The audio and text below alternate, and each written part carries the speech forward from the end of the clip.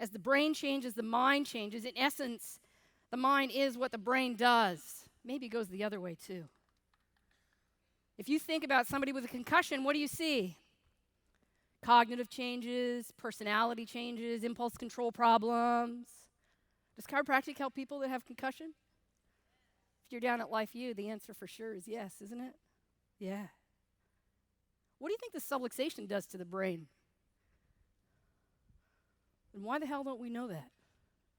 I'd love to do that crazy science. Amelioration of cognitive deficits following correction of vertebral subluxation of C1. That should already be.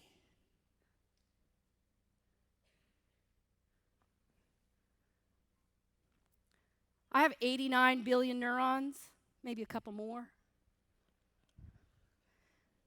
But when I die, I won't be me.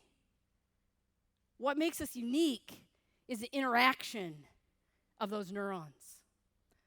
What makes us unique is how the brain expresses itself and adapts to its environment. The mind is as the brain does.